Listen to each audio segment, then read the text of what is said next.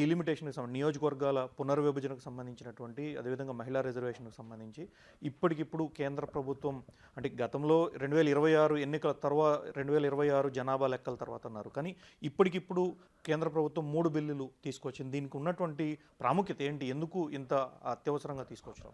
ఇది అత్యవసరం ఏం కాదు, అనేక రోజులుగా చర్చిస్తున్నాం. మహిళల రిజర్వేషన్ సంబంధించి పార్లమెంట్లో చట్టం కూడా చేయడం జరిగింది. దాన్ని ఇంప్లిమెంట్ చేయాలి. ఇంప్లిమెంట్ చేయడానికి పునర్విభజన జరగాలి. మహిళల రిజర్వేషన్ 33% చేయాలంటే జరగాలి. అదేవిధంగా 20 సంవత్సరాలకు ఒకసారి పునర్విభజన కూడా జరగాల్సినటువంటి అవసరం ఉంది.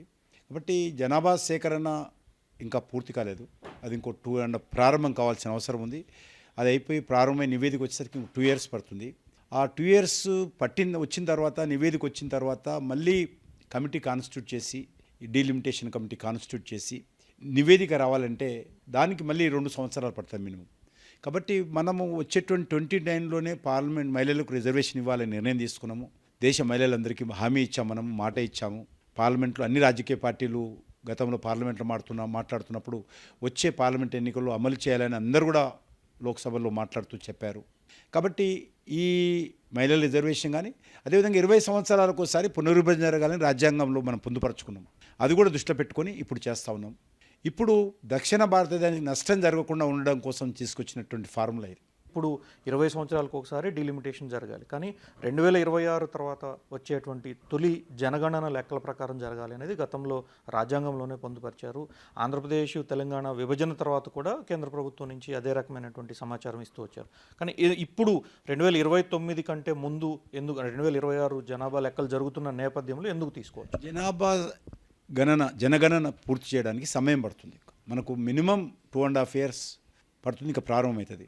ఎందుకంటే ఇప్పుడు మనం ఫస్ట్ ఫేజ్లో ఒక ఇండ్లకు సంబంధించినటువంటి సెన్సస్ చేస్తాము, సెకండ్ ఫేజ్లో జనాభా సేకరణ చేస్తాము, అందులో అందంగా కులగణన కూడా ఉంది మొదటిసారి. ఈ కులగణన కూడా చేయాలి. ఆ తర్వాత నివేదికలు తయారవ్వాలి, గ్రామాల వారీగా, డివిజన్ల వారీగా నివేదికలు తయారు కావాలి, అసెంబ్లీల వారీగా, డివిజన్ల వారీగా, జిల్లాల వారీగా కావాలి. ఇవన్నీ జరిగిన తర్వాత మళ్ళీ రాష్ట్రపతి దానికి ఆమోదముద్ర వేసిన తర్వాత దాన్ని ఉపయోగించేటువంటి అధికారం మనకు ఉంటుంది, ఏ ప్రభుత్వమైనా.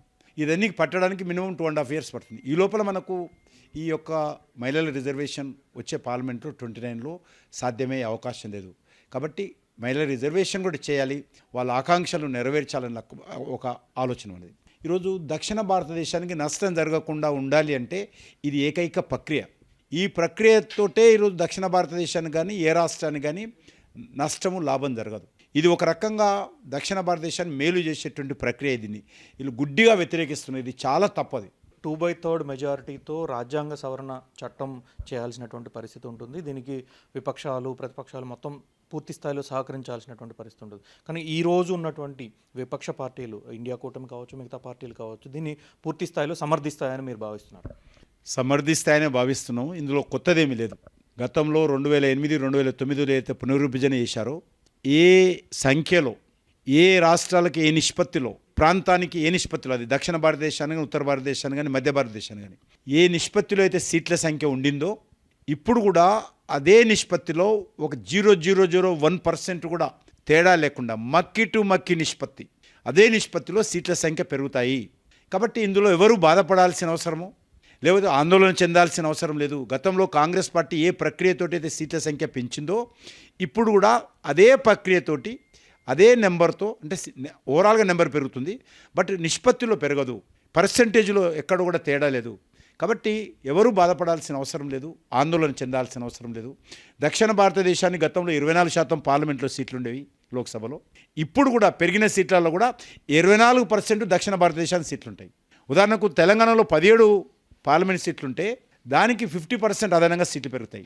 మన ఆంధ్ర రాష్ట్రానికి కూడా 25 సీట్లు పార్లమెంట్ సీట్లుంటే అదనంగా 50% పెరుగుతాయి. ఉత్తరప్రదేశ్ కూడా ఇప్పుడు ఎన్ని సీట్లు ఉన్నాయో దానికి అదనంగా 50% పెరుగుతాయి.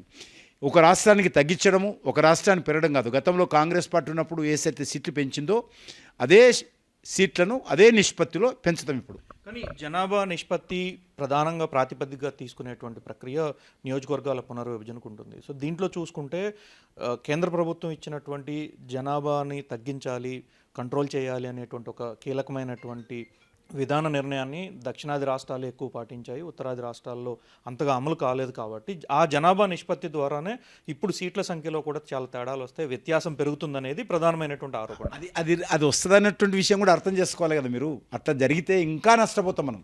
ఆ రకంగా జరిగితే దక్షిణాది రాష్ట్రాలలో ఏదైతే జనాభా నియంత్రణ ఉందో, నియంత్రణ కారణంగా పాపులేషన్ అయితే తగ్గిందో, ఇటీవల చంద్రబాబు నాయుడు గారు కూడా చెప్పారు, మీరు ఫ్యామిలీ ప్లానింగ్ తక్కువ వేసుకోండి, 2 కాదు 3 కనండి, 3 జన్మనివ్వండి అని ఓపెన్గా చెప్పారు ముఖ్యమంత్రి గారు. కాబట్టి నేను కోరేది ఒకటే, అదే విధంగా ఏదైతే జనాభా సేకరణ మన దక్షిణ భారతదేశం నష్టం జరుగుతుంది. కాబట్టి కొత్త ఫార్ములా, న్యూ ఫార్ములా, గతంలో ఉన్నటువంటి ఫార్ములా ఏదైతే గతంలో ఏ రకంగా చేశారో దీన్ని దక్షిణ భారతదేశ ప్రజలు ఇంకా స్వాగతం పలకాల, పార్టీలు ముందుకొచ్చి స్వాగతం పలకాలి, మోడీ గారిని కొనియాడాలి ఇప్పుడు. ఎందుకంటే దక్షిణ భారతదేశానికి నష్టం కాకుండా తీసుకుంటున్నటువంటి పాలసీ ఇది. అదే జనాభా సేకరణ జరిగిన తర్వాత చేస్తే దక్షిణ భారతదేశం నష్టం జరుగుతుంది. అది అర్థం చేసుకోకుండా మీరు గుడ్డిగా తాము పట్టిన కుందేలకు 3 కాళ్ళు, మేము వ్యతిరేకిస్తే తప్పు, మేము తప్పంటే అందరూ తప్పనాలే అని కాంగ్రెస్ పార్టీ అంటుంది.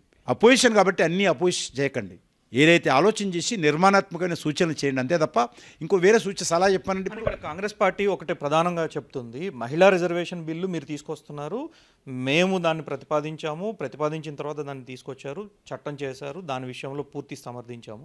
ఇప్పుడు కూడా మహిళా రిజర్వేషన్ బిల్లు మాకు ఎలాంటి అభ్యంతరాలు లేవు, దాన్ని అమలు చేయాలని మేము కూడా కోరుతున్నాము. ఆ రోజు 2023లో వెంటనే అమల్లోకి తీసుకురమ్మంటే ఆ రోజు ఇప్పుడు కాదు జనాభా లెక్కల తర్వాత అన్నారు, మళ్ళీ ఇప్పుడు వచ్చి మహిళా రిజర్వేషన్ బిల్ అంటున్నారు. కానీ డిలిమిటేషన్ విషయంలో ఎందుకు తొందరపాటు, ఎందుకు 2026 జనాభా లెక్కల తర్వాత చేసుకోవాల్సినటువంటి ప్రక్రియను మీకు అనుకూలంగా మార్చుకుంటున్నారు అనేది కాంగ్రెస్ పార్టీ నుంచి ప్రధానం.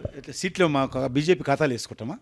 ఏ పార్లమెంట్ సీట్ అయినా ప్రజలే ఓట్లేయాలి కదా, ఏ పార్లమెంట్ అయినా కూడా ప్రజలే ఓట్లేయాలి. అది దక్షిణ భారతదేశంలో కానీ, తమిళనాడులో కానీ, కేరళ కానీ, యూపీలో కానీ ప్రజలే ఓట్లేస్తే గెలుకుంటారు.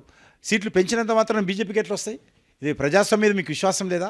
డాక్టర్ బాబాసాహెబ్ అంబేద్కర్ రాజ్యాంగం మీద విశ్వాసం లేదా? ఎన్నికల ప్రక్రియ మీద మీకు విశ్వాసం లేదా? ప్రక్రియ మీద విశ్వాసం లేకపోతే ఎందుకు పోటీ చేస్తున్నారు? తెలంగాణలో ఎందుకు గెలిచారు? లేకపోతే కర్ణాటకలో ఎందుకు గెలిచారు? హిమాచల్ ప్రదేశ్లో ఎందుకు గెలిచారు?